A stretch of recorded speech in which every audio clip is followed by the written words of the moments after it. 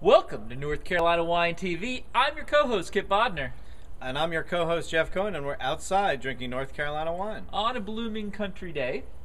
Not really, it's still the winter, but we're having a wine today, Jeff, from Iron Gate Farms, and it is their country blooming white table wine. Okay.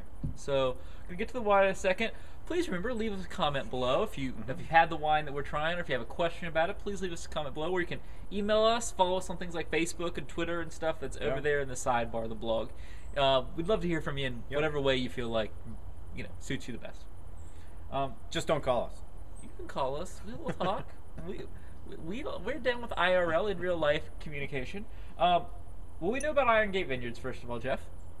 What do we know about? They're part of the Haw River AVA. They are. They're in Mebane. I think they're in Mebane, right? Well, yes, they are in Mebane. Yeah. They're technically in Mebane, which is part of the Haw River AVA. Kind of essentially between Raleigh and Greensboro. Right. Is the Iron Gate Vineyards location. And we've had one other wine from Iron Gate Vineyards, right? Their Pack House red wine. That's right. Kind of the red wine equivalent of this wine. So this is supposed to be a dry white table wine. Yep. And I'll give this to Jeff. Okay. This is a little card they've hung on the wine to tell us about the country blooming white table wine. Actually, how about we hold it and we just wait till we taste it and then we look at what they say. Okay. I'm good with that. Okay. You ready? Because very often our tastes are different than what the winery says the wine should taste like. So we'll check and see what we found and compare it to what they found. I like it. I like it. Well, I'm going to give this a spin around.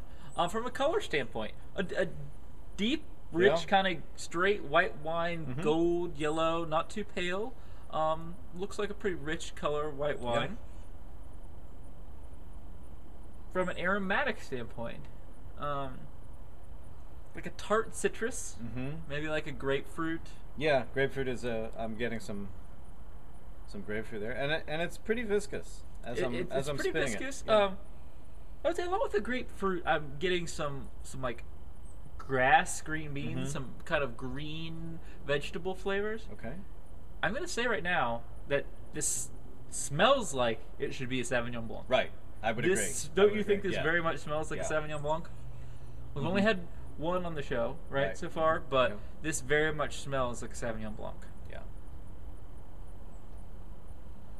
Yeah, I mean, those two notes are kind of really playing a strong, and maybe a little. A strong what? What was the noun that was coming? A strong chord there, and then I would say maybe a little bit of green apple. Little Granny Smith action kind of sitting in with that. What do you think? Yeah, I'm getting a little bit of that.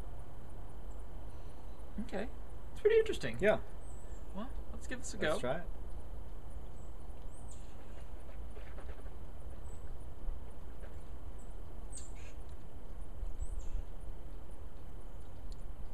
it. It's a little bit flat.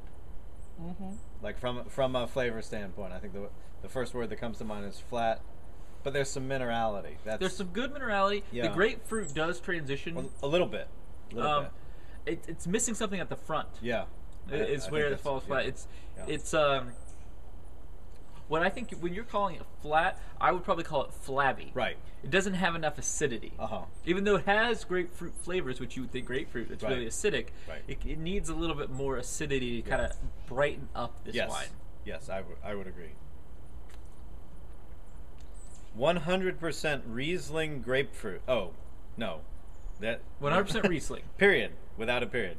Grapefruit, pear, and gooseberry flavors balance its bright acidity. A versatile wine, especially nice with seafood. Its distinctive flavor stands out against neutral food like turkey. I could see this being a good poultry wine. I could see that happening. I don't know how this is Riesling. I don't know how it's Riesling either. This does not remind me that it's Riesling. Again, I feel like I'm drinking a thick Sauvignon Blanc. Yeah. Is kind of where I'm at here.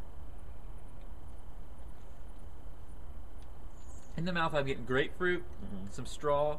It's actually getting a little better. Yeah. It's just that it's not a bad wine. Right. It's not a Riesling. It's not what I want if I'm drinking a Riesling. But well, a question I have is if it is 100% Riesling, why doesn't it say Riesling on the bottle instead of being a white table wine. That's right, because you can still name it, you can still give it a picture, but instead of saying white table wine, it could say Riesling. Country blooming Riesling. Right, yeah, that's a good branding question. If you're watching from the winery, please leave us a comment below. Let us know why that may be the case. That being said, this has some really good minerality, has some good grapefruit flavors. This is a wine I think a lot of people would like. The price point on this wine is $12 hard-earned hip dollars, I believe, is what it was, a total wine. So $12, which isn't terrible for this. Right. A little high, but not bad. I probably put it like a 3-ish in the rating scale range. What about you? Yeah, I'm probably a little lower, but I could come up to a 3. Okay. I could give it a 3 because there's some nice things about it. I think probably the viscosity of it is nice. The minerality is nice. Minerality is very nice, yeah. But yes, it's the flabbiness is. It needs a little bit more acidity. Yeah, I would agree with that. An interesting white wine, though. Yeah. Well, we're trying. If you're a fan of kind of thicker white wines, it'd be worth trying out. It'd be good with. It would actually be a pretty good Thanksgiving wine. A good baked roast turkey dinner and that kind of stuff. It would do well with that because of kind of the citrus flavors and everything. I think it would brighten up the turkey. How would it go with your fried turkey?